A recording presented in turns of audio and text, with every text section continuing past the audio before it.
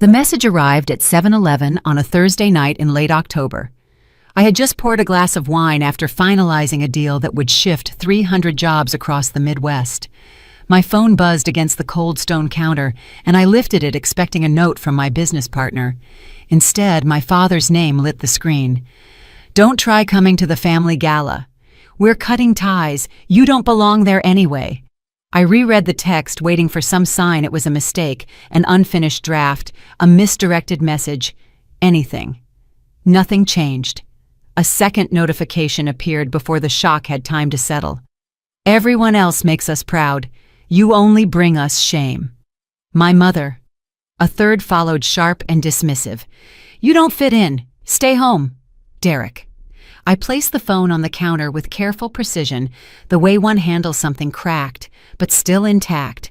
The wine remained untouched. Beyond the window, Minneapolis glittered in indifferent silence, a city refusing to acknowledge the small implosion unfolding inside one of its high-rise apartments. 29 years of trying to belong, 29 years spent shaping myself into someone they might eventually recognize, and in 3 text messages, I vanished from my own family. My response came slowly, each letter deliberate. Understood. No pleadings, no questions, no emotion they could use to insist I was overreacting again. The single word felt like closing a door with my fingertips. The family gala had once been simple, a Thanksgiving gathering with extended relatives.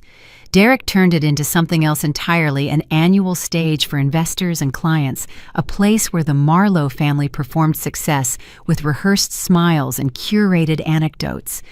It had become their pride, their proof, their chosen narrative, and I had just been written out of it. Humiliation should have broken me. 10 years earlier it would have, but distance and work had hardened something quiet inside me, something I didn't know I was building until they tried to take it away. Still, the rejection ached, not because I needed their party, but because it confirmed what had always lived beneath the surface. I had never belonged in the story they told about themselves. The instinct to reach for the phone returned in a sharp wave.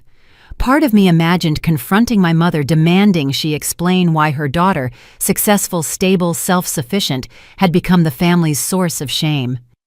Another part pictured pressing Derek for an honest reason rather than the usual deflection. Neither impulse made it past the level of imagination. Experience had already taught me how those conversations ended. Accusations twisted into misunderstandings. Pain diluted into "you're too sensitive." Every attempt turned into proof that I was difficult. I refused to hand them another scene to rewrite. The night folded around me quietly. I went to bed early and unexpectedly slept well. There's a strange relief that comes from no longer pretending a door is open when it has always been locked. Morning arrived with a different kind of noise, 17 missed calls. A voicemail from my father. Several attempts from Derek. 2 from my mother. I watched the icons blink on the screen, then slid the notifications away one by one. Whatever explanations they had cobbled together in the dark didn't deserve space in my morning. My work filled the hours that followed. It always did. Supply chain analytics didn't charm most people, but the logic of movement and pattern had been a refuge for me long before it became a career. Systems didn't play favorites. Data didn't ignore you. Algorithms didn't ask you to shrink so someone else could shine. 2 years earlier, I had sold my startup to a logistics conglomerate for $40 million. That sale had funded Windermere the $30 million lake house the press wrote about for weeks. I bought it not as a trophy but as a boundary, a place untouched by the hierarchy that had shaped every corner of my childhood. My family dismissed the achievement with the same word they used for everything I built: luck.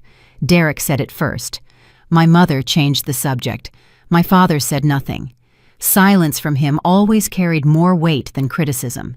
Standing in my kitchen now with coffee cooling between my hands, I understood the subtext of those messages more clearly than I had the night before. The gala wasn't about family. It was about optics, about the image they curated, where Derek flourished and the rest of us arranged ourselves to support his shine. My presence didn't enhance the picture they feared, it distorted it. But there was something else in the timing, something that didn't align. The gala was still weeks away. They didn't need to exile me so abruptly unless something behind the scenes was unraveling. The thought lingered long after I set the mug down. I worked through the following days the way one navigates a storm, attention-sharp emotions tethered. But at night, the texts replayed themselves, the cruelty in their phrasing too deliberate to ignore. The timing still bothered me. Something had shifted inside their world, and they were closing ranks. When the truth finally surfaced, it carried the weight of every suspicion I'd buried. And it began ironically with paperwork addressed to me, paperwork for a debt I had never agreed to take on. I didn't cry over their messages. I want to be clear about that. The version of me who would have asked what I'd done wrong no longer existed. Distance had taught me a truth I wish I'd learned earlier. Some families love the idea of you, not the reality, and some only love you when you're useful. I archived their messages in a folder titled Family. Then I moved forward because grief over people who never saw you is a luxury that only delays the life you were meant to build. Their next move came soon after. And unlike their texts, it wasn't just cruel, it was criminal. If you want to understand the decisions I made later, you have to understand the quiet architecture of my childhood, the way loyalty was expected, how affection was rationed, and how a single child became the axis we all revolved around. That orbit belonged to Derek long before I learned what favoritism even meant. He arrived 4 years ahead of me, and by the time I took my first breath, the family had already crowned him their future. My father coached his teams. My mother chronicled every certificate, every compliment, every minor achievement with the devotion of someone archiving history.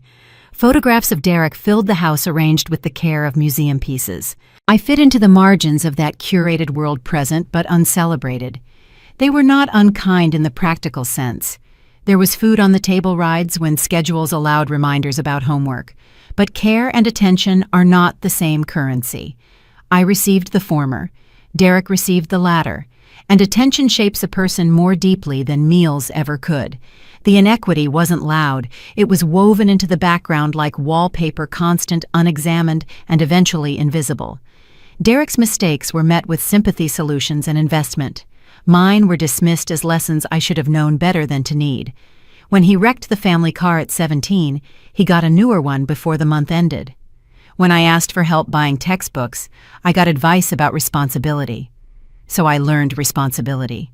I woke before dawn to wait tables, worked weekends at the library, and read to elderly patients in the evenings. By 17, I could afford my own battered Honda paid for in quiet increments. No one commented on it. Meanwhile, Derek cruised through town in a glossy Mustang, the keys handed to him with pride. It didn't take long to understand the unspoken script. Derek was destined for greatness, and greatness apparently required a stage built by the rest of us. I was instructed through size, omissions, and subtle corrections to stay in the wings. The pattern hardened further when Sabrina entered the picture. My parents adored her immediately. She carried herself with an ease that impressed them, and they projected every hope they'd ever pinned on Derek straight onto her. My mother once described her as the daughter I always wanted. She didn't whisper it. She didn't check if I was in the room. She simply said it, and Sabrina smiled as though accepting an award. Their wedding confirmed what I had already sensed: I was useful, not valued. My role was administrative envelopes, florists, spreadsheets, not emotional. In photos, I stood at the edges, cropped out when the frame tightened around the people who truly mattered to them. After the wedding, the gravitational pull around Derek intensified. Holidays relocated to his house. Stories revolved around his life, his children, his ambitions. I received invitations only after final head counts were set, as if space for me existed only when someone else canceled. Conversations dissolved whenever I approached. I became the person you greet politely but do not include. Still, I tried to address it once. I thought clarity might open a path to change. Instead, I was told I was dramatic, difficult, and ungrateful. Derek even looked genuinely puzzled when I tried to explain. "We treat you exactly the same," he said. "Maybe you just need more." That sentence landed with such quiet finality that I stopped trying altogether. When the distance grew, I filled it with effort. I chased scholarships, chased knowledge, chased any opportunity that wasn't handed to Derek by default. My parents didn't attend my college graduation, though I waited for them in the crowd out of habit. They never apologized. They simply never mentioned it, as if my achievements existed in a different language. We grew apart because growth was the only direction left for me. What they never realized was that all their neglect had a secondary effect. While they built a pedestal for Derek, I built competence. While they poured their hopes into him, I built a life without their help. And by the time I reached 29, I had quietly surpassed every expectation they had ever assigned to me. The lake house on Windermere wasn't just a purchase. It was a testament to the fact that I could succeed without being chosen, without being celebrated, without belonging to the family narrative they had constructed. For years, I believed I needed their approval to feel legitimate. But adulthood teaches you things. Childhood hides. Some people cannot give you what you need, even if they love you in the only way they know how. And sometimes what they call love is really control wrapped in tradition. I used to think I was the broken one. Now I know the truth. They simply never looked closely enough to see who I really was. I didn't realize how far I'd traveled from the girl they once underestimated until the day my first algorithm rewrote the balance sheet of a major trucking company. I was 24, sitting in a cubicle, no one visited, sorting through delivery routes that stretched across 6 states. The data looked chaotic at first glance, but certain inefficiencies flickered like beacons once I studied them long enough. Entire routes zigzagged for no reason. Fuel costs ballooned where they shouldn't have. Time bled out of the schedule in predictable patterns no one else had noticed. I built a model late at night long after most analysts had gone home. The software wasn't elegant, but the logic behind it was precise. When I presented the projection to my supervisor, he skimmed the summary and dismissed the idea as overly ambitious. I insisted on a small trial, 6 trucks, 3 months. He signed off only because the pilot cost nothing. The results forced him to take credit publicly and give me quiet praise privately. Operating expenses plummeted, and the company saved millions before the year ended. That experience reshaped my understanding of power. Insight had weight, but only if I controlled its direction. I left the firm at 26. Consulting offered independence, though it demanded everything I had. Weeks blurred into spreadsheets, warehouse audits, and negotiations with executives who underestimated me until the numbers spoke for themselves.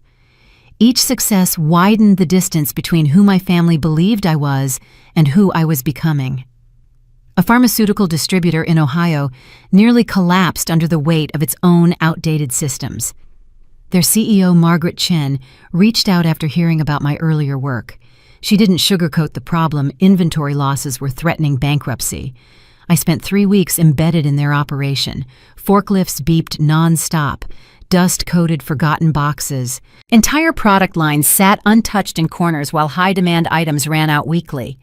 Patterns emerged again. Their forecasting model lived in the past. I designed something different, responsive, adaptive, capable of reading economic indicators and health data simultaneously.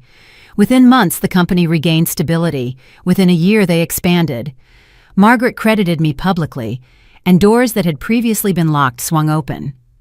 At 28, I hired a team. The warehouse I converted into an office smelled faintly of dry timber and old machinery.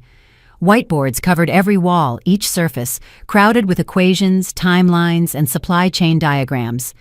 The energy in that space felt electric. We named the company Clarity Systems because the work cut through noise.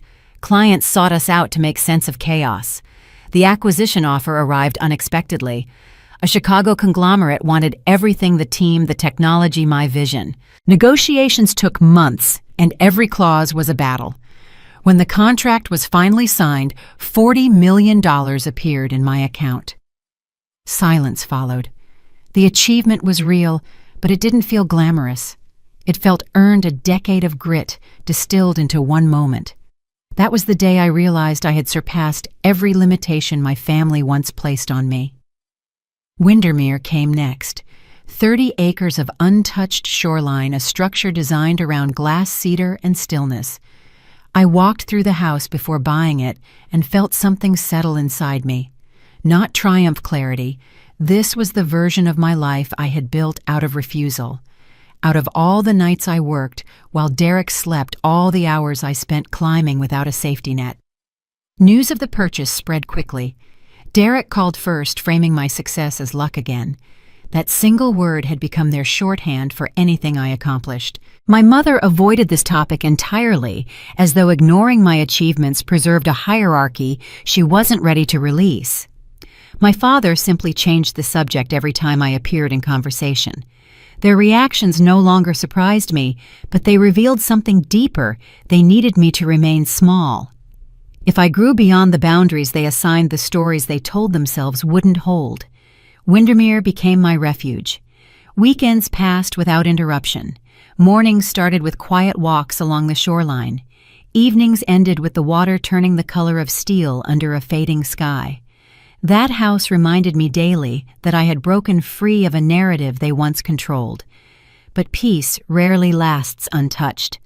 One Tuesday morning, an envelope from my accountant appeared in the mail, ordinary at first glance, until I noticed the company name inside Marlowe Construction Partners, a firm I had never heard of, a balance I had never authorized, an obligation worth nearly $2 million. The page in my hands felt heavier with every line I read. Someone had used my name. Someone had leveraged my identity. Someone had signed me to a debt that didn't belong to me. That single invoice cracked open the truth. And once the crack appeared, everything behind it began to fall. 3 weeks before the text messages arrived, I had decided to attend the family gala anyway. I know that sounds contradictory given everything I've told you about my distance from them, but there was a part of me, small but persistent, that still hoped for reconciliation. I had achieved more than they ever expected. Perhaps I thought they might finally see me differently. The gala was scheduled for the first Saturday of November, held at the Rochester Country Club, as it had been for the past several years. I received my invitation in September, a cream-colored envelope with gold lettering. The date inside was wrong. It listed the event as occurring on Sunday instead of Saturday. I assumed it was a printing error and marked my calendar for the correct day. I should have known better. I drove to Rochester on that Saturday afternoon, wearing a dress I had purchased specifically for the occasion. Navy blue silk, elegant but not ostentatious. I wanted to show them that success hadn't changed who I was fundamentally. I still valued family. I still wanted to belong. The country club parking lot was already full when I arrived. Staff moved between the cars, directing traffic with practiced efficiency. I handed over my keys and walked toward the entrance, my heels clicking against the flagstone path. The first sign of trouble came at the door. A young man in a suit consulted his tablet and frowned. "I don't see your name on the list," he said. "Could you spell it for me?" I spelled it twice. He scrolled through his screen, his frown deepening. "I'm sorry," he said. "You're not here. Are you sure you received an invitation?" I showed him the invitation on my phone, the photographed image I had saved. He looked at it, then looked at me with genuine sympathy. "That's for tomorrow," he said. "Sunday. Tonight's event is invitation only." I felt the first cold wave of understanding wash over me.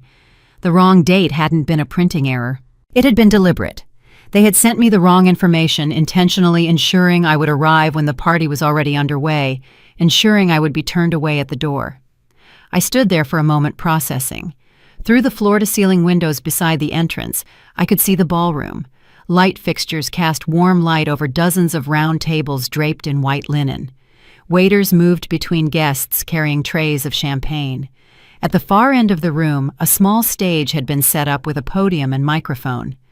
My brother Derek stood at that podium. I could see him clearly through the glass, his suit perfectly tailored, his smile confident and broad. Behind him, a projection screen displayed the logo of Marlowe Construction Partners, the same company name I had seen on that mysterious invoice. My father sat at the nearest table to the stage, my mother beside him. They were both watching Derek with expressions of pure pride, the kind of pride I had spent my entire life trying to earn. Sabrina sat on my father's other side, laughing at something someone had said. Her dress was emerald green, expensive looking. Her jewelry caught the light. I watched them through the window like a ghost observing the living. They looked so happy, so complete, a family portrait from which I had been carefully excised. Then I saw Sabrina lean toward one of the other guests, a woman in a red dress I didn't recognize. Sabrina's lips moved, and though I couldn't hear the words, I could read her expression. Dismissive, amused. She glanced toward the entrance where I stood, and for a moment our eyes met through the glass. She didn't wave, she didn't acknowledge me. She simply turned back to her conversation as if I were no more significant than a passing shadow. The young man at the door was still watching me with concern. "Is there someone inside I could contact for you?" he asked. I shook my head. "No," I said. "There's no one." I walked back to the valet stand and retrieved my car. The drive home took 3 hours, and I spent every minute of it replaying what I had seen. The wrong invitation date, the security that turned me away, the look on Sabrina's face when she saw me standing outside. They had planned this. Every detail had been orchestrated to ensure my humiliation. They wanted me to show up, wanted me to be turned away, wanted me to know exactly how little I mattered to them. The text messages came 3 weeks later, but the decision had been made long before. I was not wanted. I never had been. That night, standing in my kitchen with those cruel messages glowing on my phone screen, I finally understood something I had been refusing to accept for years. My family was not indifferent to me. Indifference would have been easier. What they felt was something closer to contempt, an active desire to exclude me, to remind me of my place. But why now? Why had they chosen this moment to formalize my exile? The timing nagged at me. The mysterious invoice, the wrong invitation date, the sudden urgency of their rejection. Something was happening in my family that I didn't understand. And whatever it was, they were working very hard to keep me from discovering it. I poured myself a glass of wine and sat down at my computer. If they wanted to cut me out, fine. But I was not going to fade quietly into the background. I was going to find out what they were hiding. And when I did, they would learn that the daughter they had dismissed as worthless was far more dangerous than they had ever imagined. The search began that night. It would take me weeks to uncover the full truth, but when I did, it would change everything. The invoice led me to my lawyer, and my lawyer led me to a forensic accountant named Patricia Okonkwo. Patricia was a small woman with sharp eyes and a reputation for uncovering financial fraud that larger firms had missed. She worked out of a cluttered office in downtown Minneapolis, surrounded by filing cabinets stuffed with documents from 100 different investigations. I showed her the invoice. I explained about the mysterious company Marlowe Construction Partners.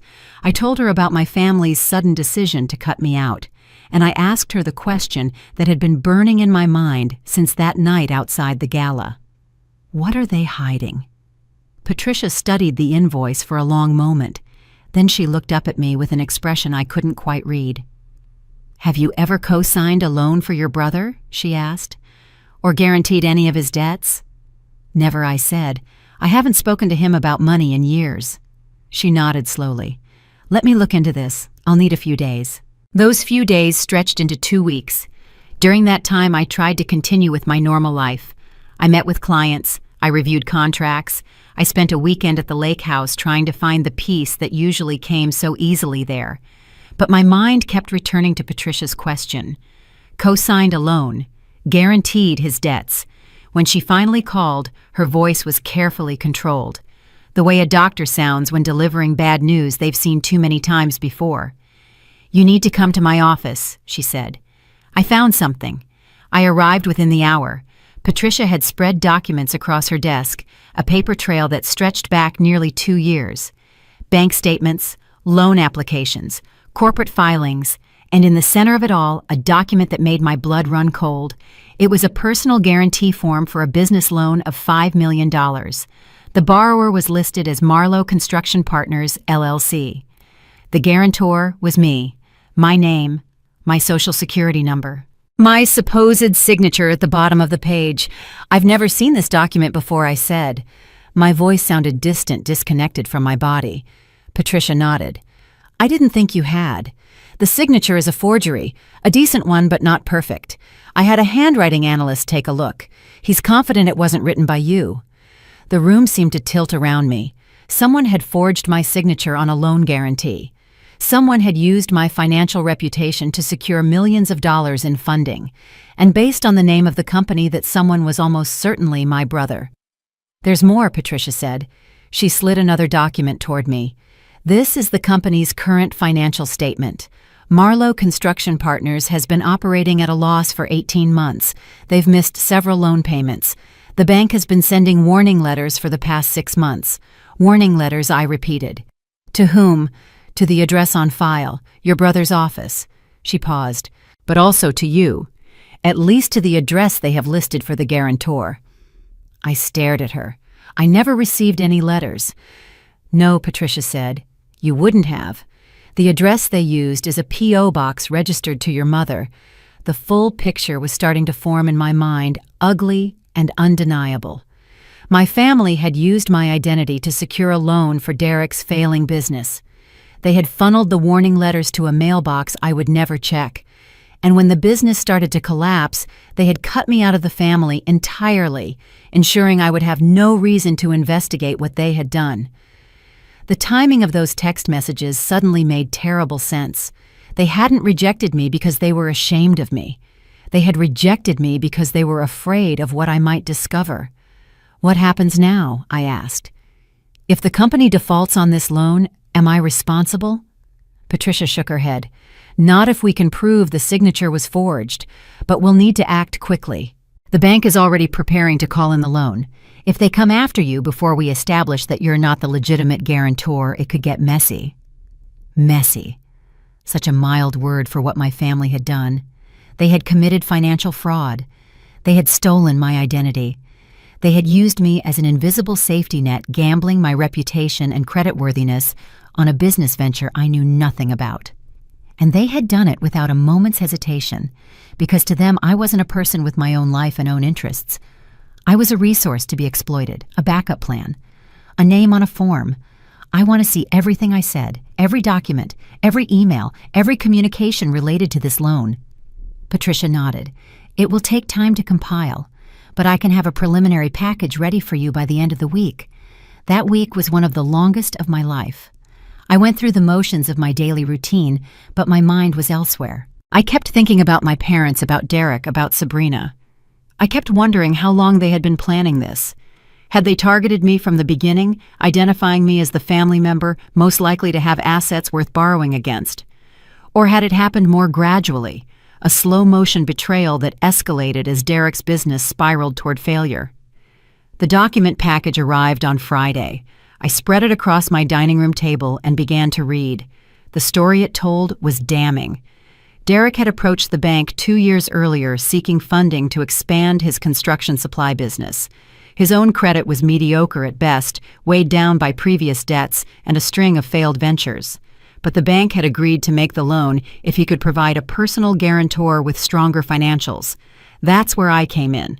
Or rather, that's where my identity came in. Someone, presumably Derek, with help from my parents, had assembled a package of my financial information.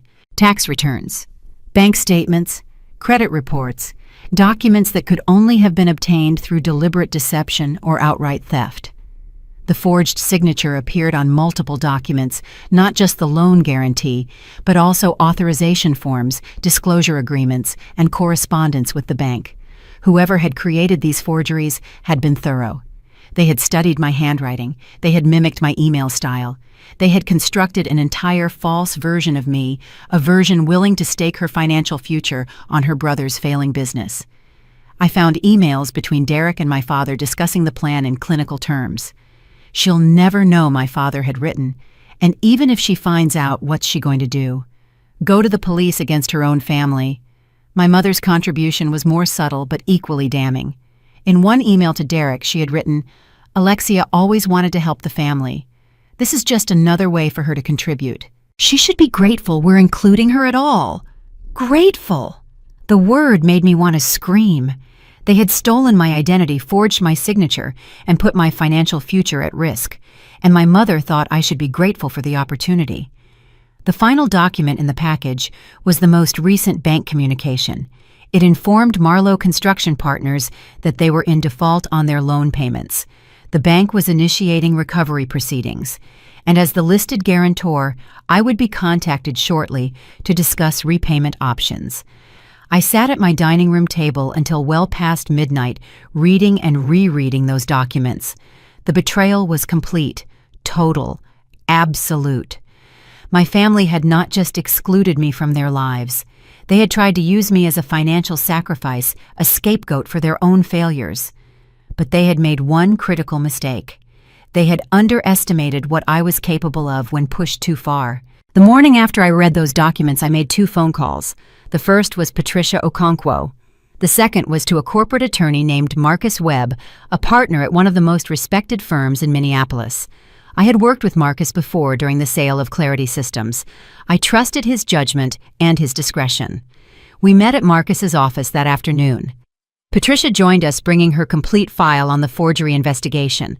For 2 hours, we reviewed the evidence together, building a case that would prove my innocence and expose my family's fraud. "The signature is clearly forged," Patricia said. "My expert is willing to testify to that in court if necessary. And the paper trail shows a clear pattern of deception. They obtained your financial information without authorization, used it to secure a loan you knew nothing about, and then intercepted all communications to prevent you from discovering what they had done." Marcus nodded thoughtfully. "What do you want to do with this information?" he asked me. "We have several options. We could go to the police and file charges for identity theft and fraud.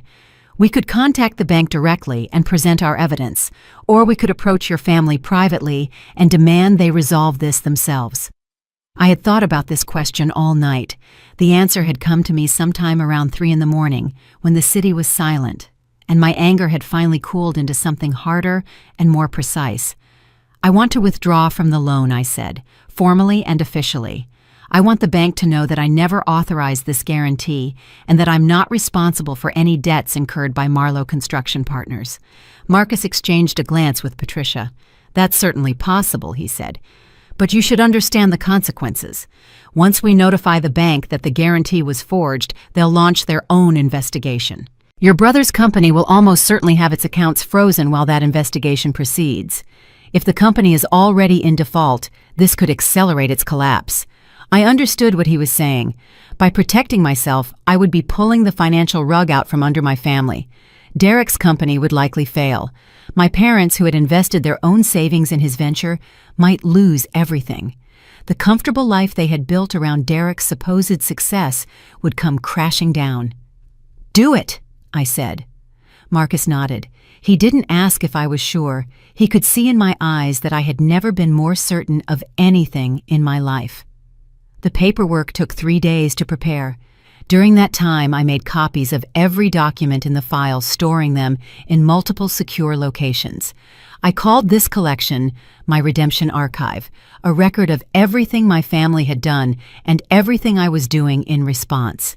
If they tried to deny their actions later, I would have proof. On the 4th day, Marcus submitted our formal notification to the bank. The letter was precise and devastating.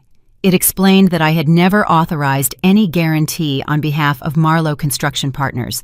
It included the handwriting analysis proving my signature had been forged, and it demanded that my name be removed from all loan documents immediately. The bank's response was swift. Within 48 hours, they had frozen Derek's company accounts pending a full investigation. Marcus received a call from the bank's legal department confirming that they were taking our allegations seriously. They would not pursue me for any debts owed by Marlowe Construction Partners. I was safe. My finances were protected. My reputation would remain intact. But the dominoes were just beginning to fall. The first call came from Derek on a Wednesday evening. I watched his name flash on my phone screen but didn't answer. The voicemail he left was equal parts confusion and accusation. "What did you do?" he demanded. "The bank froze our accounts. They're saying something about fraud. Call me back.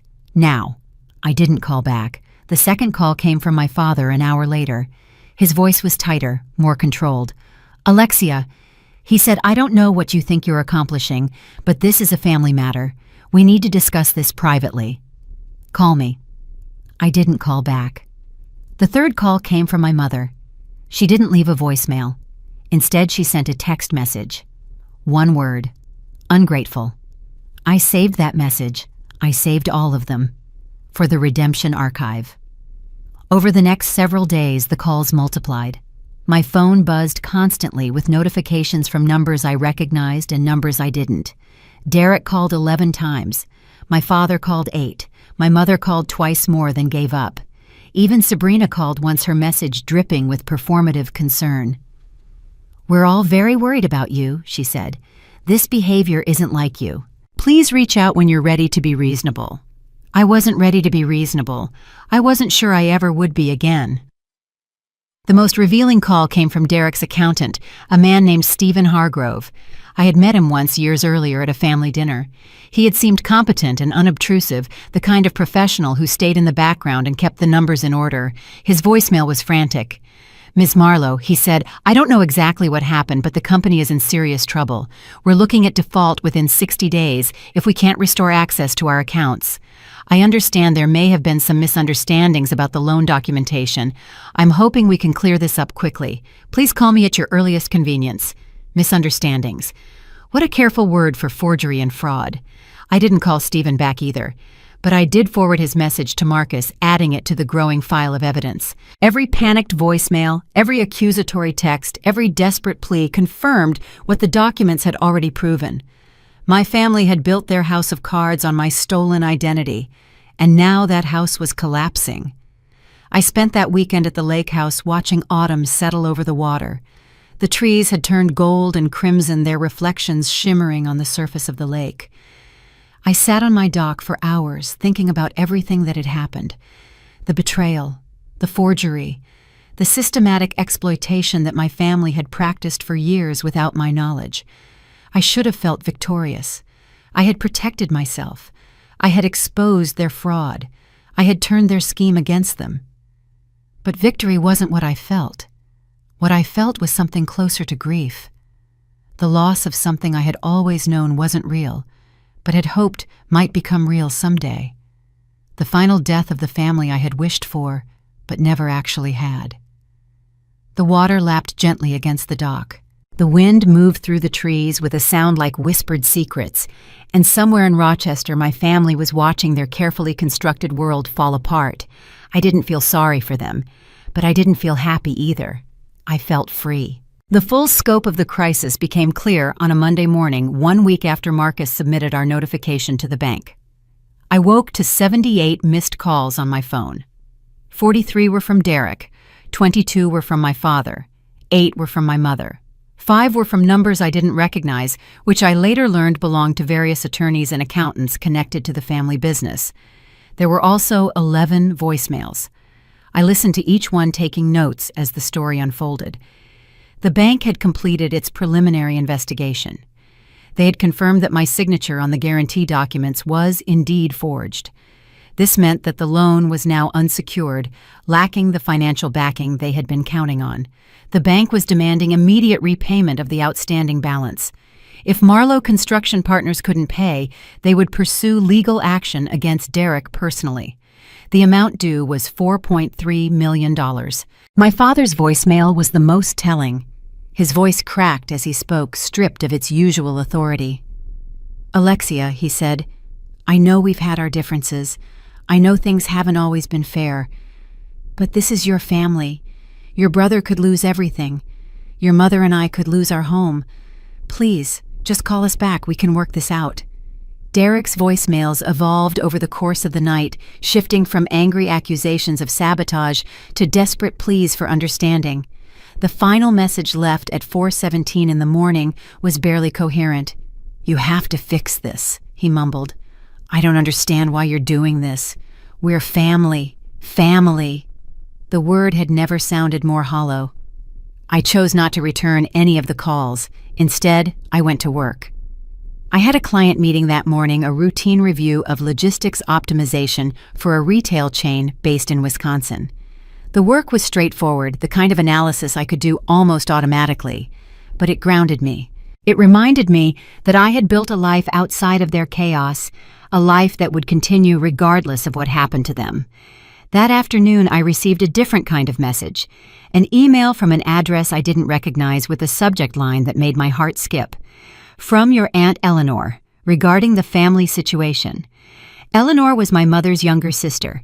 She had married a dentist in Duluth and moved there 30 years ago, maintaining only minimal contact with the rest of the family. I had always liked her during our rare interactions. She seemed more genuine than the others, less invested in the status competitions that defined Marlowe family gatherings. Her email was brief but significant. "Dear Alexia," she wrote, "I've heard some troubling things about what's happening with Derek's business. I've also heard some troubling things about how your name got involved. I think there's information you should have. Can we meet?" I replied within the hour, suggesting a coffee shop midway between Minneapolis and Duluth. She agreed to meet me the following Saturday. The days between felt interminable. My phone vibrated constantly with notifications. New voicemails accumulated, but I let them all roll to archive. My father sent a series of increasingly desperate texts. "Your mother is having chest pains from the stress. If something happens to her, it will be on your conscience." I recognized the manipulation for what it was. My mother had always weaponized her health during family conflicts. I remained firm in my decision to avoid contact. Saturday arrived cold and clear. I drove north through rolling farmland, watching the landscape gradually shift from agricultural plains to dense pine forests. The coffee shop Eleanor had chosen was a small place on the outskirts of a town I had never heard of. Eleanor was already there when I arrived, sitting in a booth near the back with a manila folder in front of her. She stood to hug me, and I was surprised by how tightly she held on. She had aged since I last saw her, her hair silver now instead of the auburn I remembered. But her eyes were still sharp, still kind. "Thank you for coming," she said as we sat down. "I know this must be confusing." I gestured at the folder. "What is that?" She sighed. "Things I probably should have shown you years ago, but I didn't want to get involved. I told myself it wasn't my place." She paused. I was wrong. She opened the folder and began to spread documents across the table.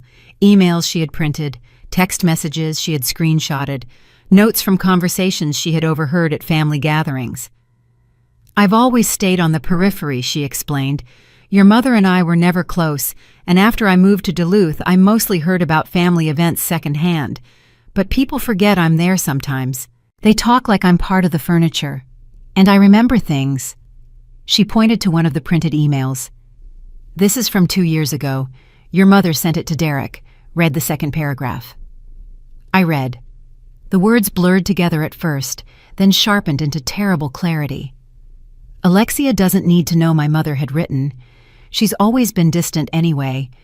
And frankly, she owes this family. We raised her, fed her, and gave her opportunities. The least she can do is help Derek when he needs it. She won't even notice the guarantee. By the time she finds out the business will be profitable and we can pay off the loan. No harm done. No harm done." As if stealing my identity was a minor inconvenience, as if betraying my trust was a reasonable price to pay for their ambitions. "There's more," Eleanor said.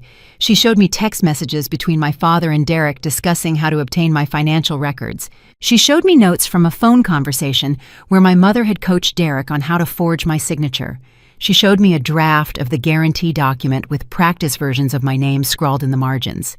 They had been so thorough, so deliberate. This wasn't a moment of desperation or a single bad decision. This was a coordinated campaign of fraud planned and executed over months. "Why are you showing me this now?" I asked. Eleanor looked at me for a long moment. "Because you deserve to know the truth," she said. "And because I'm tired of watching them use you. You've always been treated like you don't matter, like you're just a resource to be exploited. It was wrong when you were a child, and it's wrong now." She reached across the table and took my hand. "I know you've already taken steps to protect yourself. I think that was the right thing to do. But I wanted you to understand the full scope of what they did. You're not imagining things. You never were. They really did see you as less valuable than Derek. They really did plan to sacrifice you for his benefit. And they would have kept doing it forever if you hadn't stopped them." I looked down at the documents spread across the table. Evidence of a betrayal that stretched back years, decades even. The systematic devaluation of my worth documented in my family's own words. I didn't cry. I had moved beyond tears. What I felt instead was a cold, clear certainty. I had been right to protect myself. I had been right to expose their fraud, and I would be right to refuse whatever came next. Eleanor added the documents to my collection, my redemption archive growing fuller by the hour. The message from Emma reached me just as the fog lifted off the lake. The morning carried a quiet weight, the kind that usually settled into the glass walls of Windermere before dispersing. But her name appeared on my screen with a suddenness that shifted the entire day. Emma Marlowe, the child who never learned to treat me like a footnote. I opened the email with more caution than I wanted to admit. "I don't know what's happening with my parents," she wrote. "No one will tell me anything. But if you're not mad at me, could you show me how computers work? I want to learn, and you're the only person I know who knows these things." A small thing, a simple question. Yet it landed deeper than any apology my parents had ever offered. I reread her words while standing barefoot on the deck. Wind brushed across the lake, stirring faint ripples into motion. For weeks, I had been bracing myself against every update from attorneys, accountants, investigators, each message an echo of the betrayal I was still cataloging. Emma's note felt like something from a different world entirely. I answered before doubt had the chance to gather. "I'd be glad to teach you, and you can always write to me no matter what happens between the adults." Sending that message steadied me more than the morning air. It reminded me that endings inside a family didn't have to apply equally to every generation. Some connections could still be built honestly without debt, and without pretending that history had never happened. Only then did I let my attention settle back onto the lake house. Windermere had become more than a sanctuary. It was the first place that reflected my life rather than the version my family insisted I inhabit. 30 acres of shoreline wrapped around the house like a quiet vow I had made to myself. No more shrinking, no more angling for approval, no more bending into someone else's comfort. The living room still held maps and early sketches I had drawn for the program I was shaping, Clarity Path, the pipeline for women stepping into logistics and tech. I had envisioned small workshops at first, maybe a mentorship circle, but the interest had expanded far quicker than expected. Messages from university coordinators and nonprofit directors filled my inbox daily. They wanted to partner, wanted to fund, wanted to scale. I resisted the urge to rush. Building something that mattered required patience, and patience was a skill I had mastered one lonely year at a time. When I stepped outside again, the lake was turning brighter under a widening sky. This land had been mocked by my family as extravagant, unnecessary a showpiece I bought only to flaunt success. They never understood that Windermere wasn't a symbol, it was a boundary, a physical and emotional perimeter that no one could cross without invitation. I had earned that perimeter by refusing to let their limitations shape my future. The first call with Emma happened that evening. She appeared on my screen with a shy, unsure smile, as though afraid her parents' decisions had somehow disqualified her from speaking to me. "I hope this isn't weird," she said. "It isn't," I replied. "You're learning something new. That's never weird." Her relief was immediate. We talked about beginner coding exercises. I showed her how simple logic worked. She asked a dozen questions, each one sharper than the last. 10 minutes turned into an hour. When we ended the call, she waved with a kind of sincerity I hadn't seen from a Marlowe in a long time. After closing my laptop, I sat on the floor beside the panoramic windows. The lake reflected the steady drift of clouds, every shape mirrored with precision. When I inhaled something unknotted in my chest, something that had been tight since the night of the forged loan guarantee, it struck me then gently but unmistakably that healing didn't always come from justice or confrontation. Sometimes it arrived through small, untrained hands reaching forward without pretense. Emma didn't want anything from me except knowledge. No manipulation, no expectation, no entitlement. She asked for guidance the way a child is supposed to, without assuming the world owes her answers. Over the next week, our calls became routine. She sent screenshots of tiny programs she wrote after school. I corrected her errors, praised the clean lines she managed on her own, and watched her curiosity take shape. Each message felt like proof that cycles didn't have to repeat if someone bothered to step outside them. Meanwhile, the silence from my parents deepened. They didn't reach out. They didn't ask about the bank. They didn't attempt apologies or strategies or emotional ambushes. Their absence was complete, And surprisingly, it didn't sting. It simply clarified what I already knew. Some relationships collapse because they were hollow from the start. Windermere soaked up the quiet. Days passed without interruption. I walked the trails behind the house during late afternoons, letting the crunch of leaves underfoot remind me that change was natural, inevitable, and often overdue. Nights were spent drafting materials for Clarity Path modules about forecasting systems, architecture, freight optimization. Work that had nothing to do with my family and everything to do with the women who would follow after me. On the Friday before my next meeting with Marcus, I returned to the dock with a cup of tea. The water had darkened under an early evening sky, reflecting streaks of dusk like brushed metal. I thought about the girl I had been quiet, overlooked endlessly, trying to justify her existence. I thought about the woman who now lived here, shaping an entirely different lineage. Emma's final message that night held only 6 words: I'm excited for tomorrow's lesson. 6 words that carried no history of expectation, only possibility. For the first time since the investigation began, I believed that the future could be built without dragging the past behind it. I believed I could be part of something that grew from choice, not obligation. And for the first time in my entire life, a member of my family had reached toward me without taking something in return. Windermere felt alive around me, not as a retreat from the world, but as the foundation of the one I was still building, steady earned, and entirely my own. Aunt Eleanor's documents changed everything, but it was what she told me next that revealed the full scope of my family's betrayal. We met again 2 weeks after our initial coffee shop conversation. This time she came to the lake house. I picked her up at the train station in Duluth and drove her through the winding forest roads that led to my property. She gasped when she saw the house, her hand rising to her chest. "Alexia," she breathed, "this is extraordinary." I nodded. It's the first place that ever felt like home. We settled in the library, surrounded by books and the smell of cedar wood. I made tea while she looked around, taking in the floor-to-ceiling windows and the careful craftsmanship of every detail. When I returned with the cups, her eyes were shining. "You built this life yourself," she said, "without any of them." I did. She accepted her tea and cradled it between her hands. "I have more to tell you," she said. "Things I didn't want to share until I was sure you were ready to hear them." "I'm ready." She took a deep breath. "The pattern with Derek didn't start with the loan guarantee," she said. "It started when you were children. Your parents decided very early that Derek would be their legacy. He was the son, the firstborn, the one who would carry on the family name.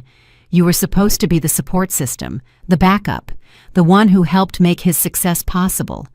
"I've known that for years," I said. "It's not exactly a revelation." "No," Eleanor agreed. "But what you might not know is how deliberate it was." She set down her tea and pulled another folder from her bag. "I found these in your mother's things years ago.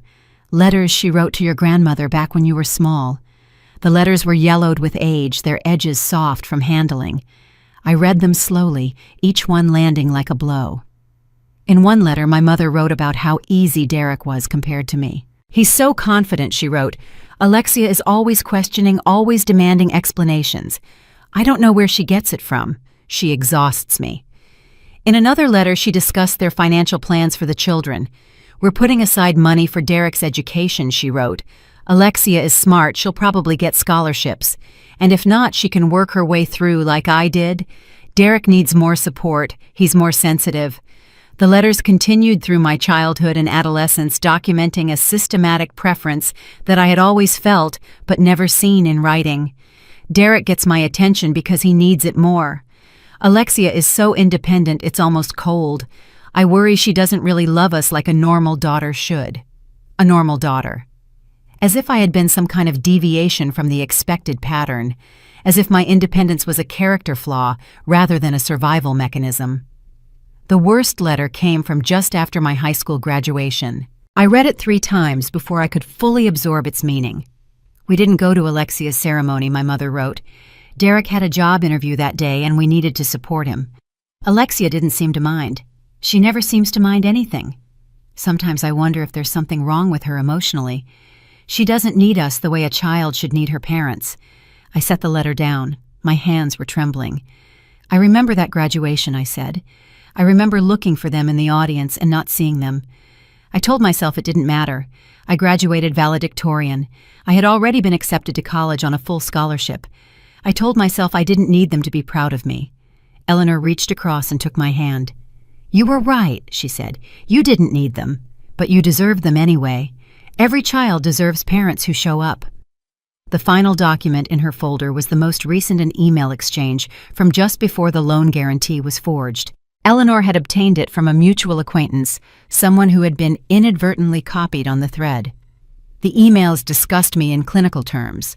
They analyzed my financial situation, my assets, and my creditworthiness. They debated the best way to use my information without my knowledge, and they included a chilling assessment from my mother. "Alexia won't fight back," she wrote. "She never has. She's spent her whole life trying to earn our approval. If we frame this right, she'll sign whatever we put in front of her. And if she discovers it later, she's too proud to make a scene. She'll quietly accept responsibility rather than air family business in public." They had counted on my loyalty. They had weaponized my desire for connection. They had assumed that my love for them would override my self-interest. They had been wrong. I gathered the documents into a careful pile. Everything Eleanor had given me joined the Redemption Archive, a record of exploitation that now stretched back decades. The evidence was overwhelming.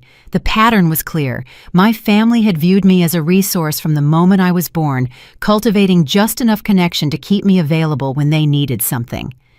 "What do you want to do with this?" Eleanor asked. I looked at her for a long moment. "I want them to know that I know," I said.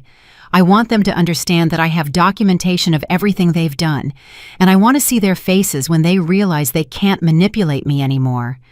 Eleanor nodded slowly. "Be careful," she said. "People who have been cornered can become dangerous." "I know," I said, "but I've been careful my whole life. It's time for them to be careful of me." Richard Townsend, my father's attorney, sent the request on a Tuesday morning. His message held a rehearsed calm, the kind that tries to disguise urgency but never succeeds. He proposed a meeting, a neutral location. Just the family, he wrote, as though the phrase still meant something to any of us. I agreed, yet only under conditions that ensured I would not be cornered or drowned out. The community center in a small town between Minneapolis and Rochester was quiet, plain, and impossible to manipulate. I told them I would bring my attorney, Marcus. They were welcome to bring anyone they needed, and I informed Richard in writing that the conversation would be recorded. No one objected. A cold front swept across the Midwest the morning of the meeting. Wind carved through the empty parking lot as I stepped out of my car. My coat wasn't heavy enough for the temperature, but I welcomed the sting. It sharpened every thought. I walked into the building, chose a seat at the far side of the table, and waited. They arrived together. Derek entered first, his skin sallow and tense. Sabrina followed him, her expression carefully arranged into something meant to appear neutral, but failing to hide the strain. My father and mother came last. He carried himself with stiff caution. She clung to his arm in a way that hinted she feared the ground beneath her might shift. No one spoke as they settled.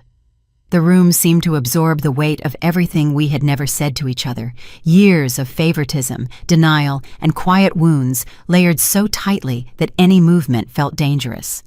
My father cleared his throat. "Alexia," he began, his voice uncertain. "We're still a family. Whatever's happened, we should work through it together." His appeal might have softened me once. Not today. I reached for the folder I had prepared. A single motion of my hand drew every eye to the table. I laid out the evidence documents revealing the unauthorized loan guarantee notes from analysts, verifying the forgery communications that traced how my financial information had been gathered and repurposed without my knowledge. Their expressions shifted as the reality of what lay before them became impossible to deny. Derek's jaw slackened. Tension drained from Sabrina's posture as if her spine had stumbled. My mother's eyes fluttered toward the floor. My father kept still, but the muscle in his cheek twitched. "You used my name," I said, letting my voice remain steady. "You used it to open doors that were never meant for you. You used it knowing I hadn't agreed, knowing I hadn't even been told." Derek lifted his head. "It isn't what you think." His attempt at an explanation disintegrated under my stare. "It's exactly what it appears to be," I replied. "You created documents that suggested I stood behind your business. You forged my approval. You intercepted letters intended for me, and while all that was happening, you told me I wasn't good enough to show my face at your events." My mother made a small sound, something between regret and desperation. I met her gaze briefly. "You wrote to grandmother once," I said quietly. "You described me as cold. You said I didn't love you the way a daughter should. You had no idea what I was carrying." Her fingers tightened in her lap. I wondered why I was never enough. I continued.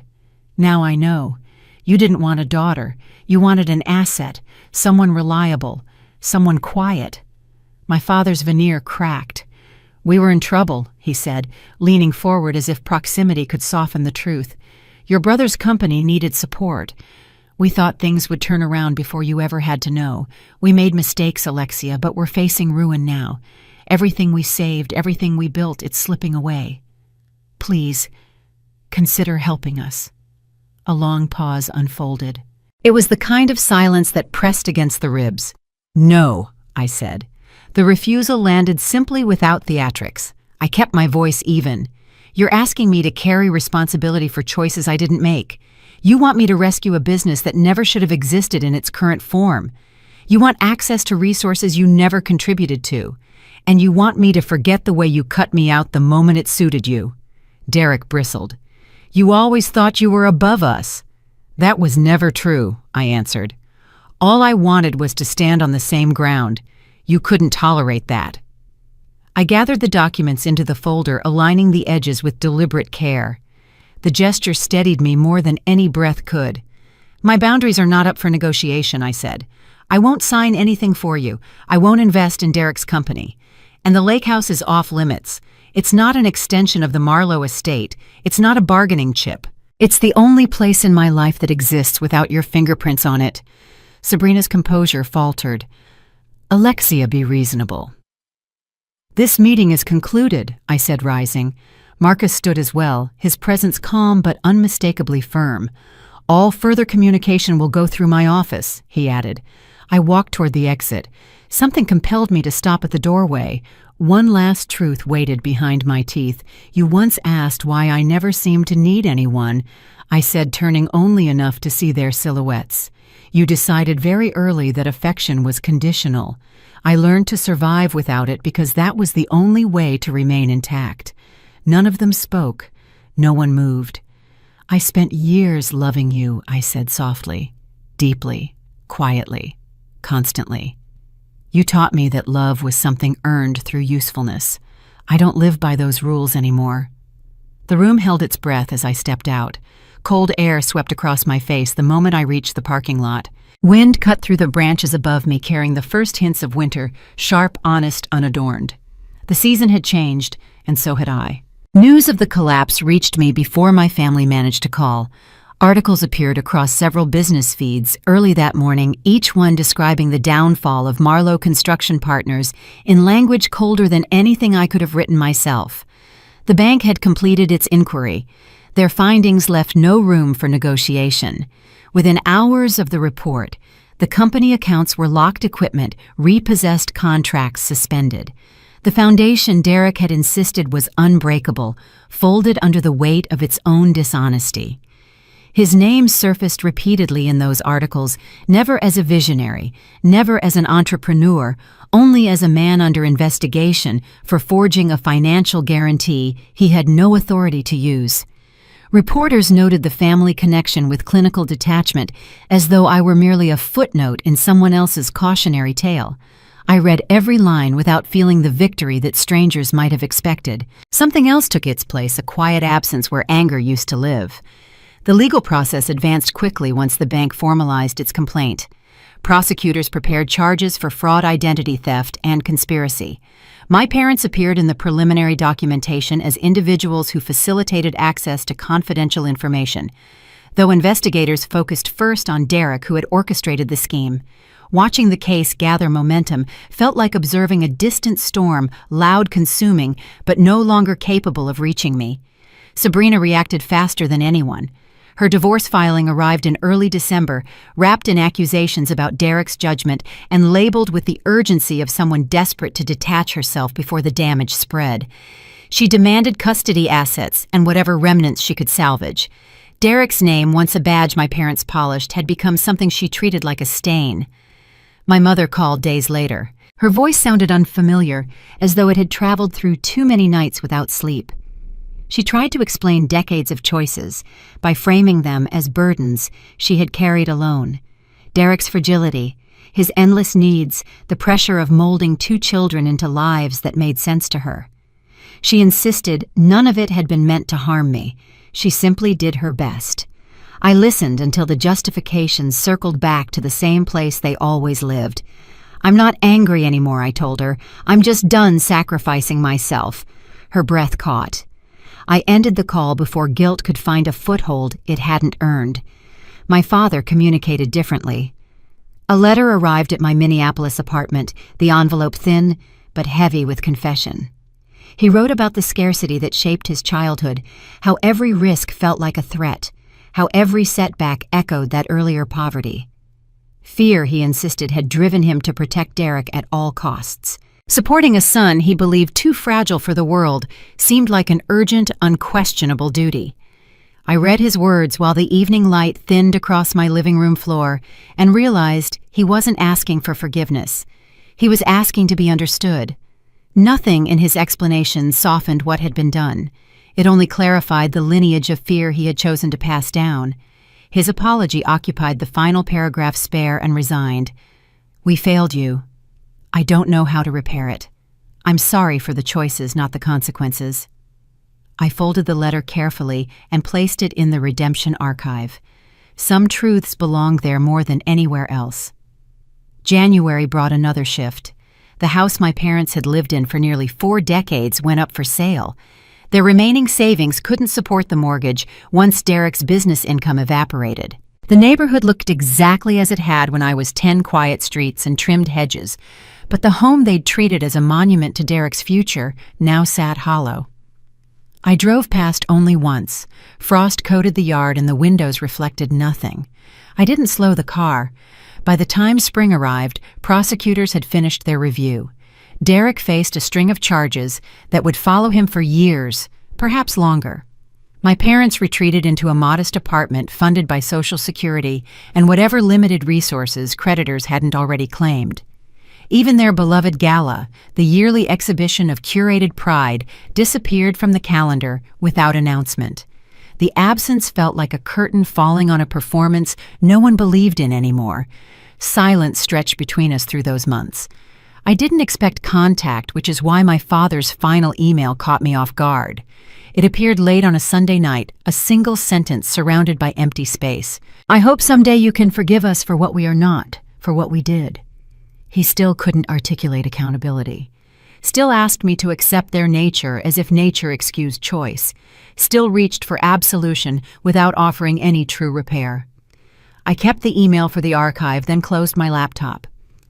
Some endings require no ceremony. Some doors shut themselves once the truth has circulated long enough through the air. This one settled quietly without resistance, and I didn't open it again. Spring arrived quietly at Windermere, not in a burst of color, but in a slow thaw that loosened the lake's grip on winter. Sheets of ice cracked apart across the water, drifting until sunlight dissolved them completely. The transformation wasn't dramatic. It happened in subtle shifts, melting edges, softer winds, longer mornings. That kind of change felt familiar. My life had begun to shift the same way almost imperceptibly at first, then all at once clear. Work on Clarity Path had expanded into something larger than I'd envisioned. Applications poured in, women from every background, each carrying their own history of being overlooked, dismissed, underestimated. Their stories echoed pieces of mine, and guiding them forward became an anchor I hadn't realized I needed. Building a future for someone who reminded me of my younger self felt like stitching together something that had torn long ago. A name among the applicants stopped me. Emma Marlowe. Her essay was short, but decisive. "I want to learn something no one in my family understands. I want to make my own path." Not once did she mention the turmoil surrounding her father. She didn't apologize for his choices. She didn't ask me to reconcile anything. She just reached toward the one adult who had never asked her to shrink. Her acceptance was the first one I signed. Our weekly calls became a surprising solace. She absorbed information quickly, writing small programs and sending them to me with shy pride. She reminded me that the next generation could break cycles without replicating the harm that shaped them. Summer settled over the lake house in golden layers. I split my days between mentoring advising companies and strengthening the backbone of Clarity Path. Evenings belonged to silence, the kind that wasn't empty but restorative. No messages from my parents, no demands, no attempts to pull me back into a version of myself that no longer existed. Then September arrived with an unexpected email my mother wanted to meet. I chose a small cafe outside Rochester, a place neither of us had ties to. She arrived early, seated at a corner table with her hands wrapped around a cup she hadn't touched. Her hair had thinned, and the self-assurance she once wore like armor seemed to have fallen away. We talked without pretense. She admitted to the choices she'd made, the favoritism she'd excused, the silence she'd allowed. No justifications, no dramatic requests for reconciliation. She only asked to speak the truth aloud, maybe for the first time in her life. "I don't expect anything from you," she said quietly, "but I want you to know I recognize the woman you became, and I'm sorry that I didn't know how to raise her."